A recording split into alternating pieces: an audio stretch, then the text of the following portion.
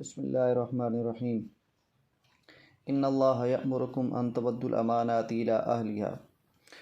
اللہ تعالیٰ فرماتے ہیں کہ بے شک جو جس چیز کا اہل ہے وہ اس کی طرف ہی لٹاؤ۔ آج کل جیسے کہ الیکشن کے دن ہیں تو لوگ جو ہے اپنی اپنی پارٹیوں کو ووٹ دے رہے ہیں، ان کے بارے میں لوگوں کے پاس جا کر منت کر رہے ہیں کہ ہماری پارٹی کو ووٹ دو۔ لیکن اللہ تعالیٰ کا جو فرمان ہے کہ جو بندہ جس چیز کا اہل ہے وہ اسی کی طرف لوٹایا جائے۔ تو ووٹ جو ہے ایک امانت ہے اور اس کے اندر خیانت کرنا یہ بالکل ٹھیک نہیں ہے۔ 3 بادشاہ تھے اور ایک دوسرے کے کافی اچھے دوست تھے۔ ایک دفعہ انہوں نے آپس کے اندر مل کر یہ بات طے کی کہ ہم دیکھنا چاہتے ہیں کہ کس کا ملک سب سے زیادہ خوبصورت ہے، کون سا ملک خوشحال ہے۔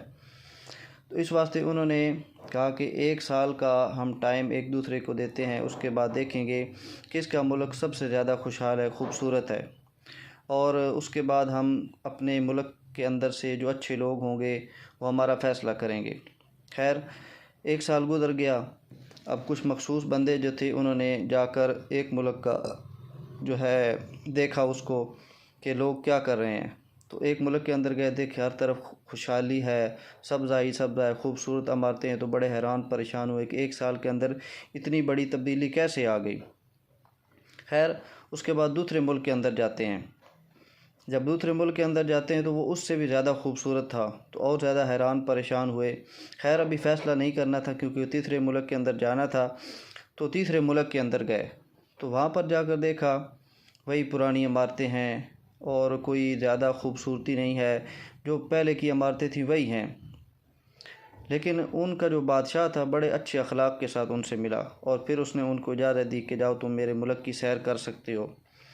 اب اس کے بعد انہوں نے فیصلہ کرنا تھا، تو فیصلے کے اندر انہوں نے یہ کہا کہ ہم یہ فیصلہ کرتے ہیں کہ یہ تیسرے ملک والا جو بادشاہ ہے یہ جیت گیا ہے۔ تو لوگوں نے پوچھا اس کی کیا وجہ ہے؟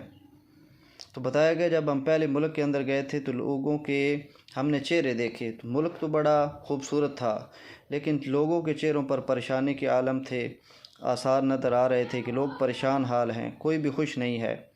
اور اسی طرح ہم جب دوسرے ملک کے اندر گئے تو وہاں پر بھی ہم نے یہی صورت دیکھی کہ لوگوں کے چہروں پر بہت زیادہ پریشانی ہے اور ان کا کوئی پرسان حال نہیں ہے، غم کی وجہ سے، پریشانی کی وجہ سے ہر کے چہرے جو ہے وہ لٹکے ہوئے نظر آ رہے تھے۔ لیکن جب ہم تیسرے ملک کے اندر پہنچے تو بظاہر ہمیں کوئی ایسی خوبصورتی والی چیز نظر تو نہیں آئی، لیکن دیکھا کہ لوگوں کے چہرے بڑے خوشحال ہیں، بڑے پرامن ہیں اور اچھے طریقے سے زندگی گزار رہے ہیں۔ تو ہم نے پوچھا کیا اپنے بادشاہ کے بارے میں آپ کی کوئی رائے ہے کہ برا ہے یا کوئی آپ کے ساتھ اس نے آج تک کچھ زیادتی کی ہو؟ تو سب نے کہا کہ نہیں، ہمارا بادشاہ بہت ہی زیادہ اچھا ہے، ہمارے حق میں اچھا ہے اور ہماری ہر طرح کی ضروریات اور ہمارے مسائل دیکھتا بھی ہے، سنتا بھی ہے، ہماری ضروریات کو پورا کرتا ہے، جبکہ پہلے 2 بادشاہوں کے اندر یہ چیزیں بالکل موجود نہیں تھی۔ تو آج کل کے حکمران بھی دیکھ لیں کہ اگر ملک جو ہے وہ ظاہری طور پر نظر آ رہا ہے جی ترقی کر رہا ہے، لیکن عوام کو دیکھنا چاہیے کہ عوام کا کیا حال ہے، غریبوں کا کیا حال ہے، کہ غریب جو ہے وہ 2 وقت کے کھانے کے لیے بھی ترس رہا ہے، کھانے کے لیے کوئی چیز نہیں مل رہی، ہر طرف جو ہے بے بسی کا عالم ہے اور غربت ہر طرف چھائی ہوئی ہے۔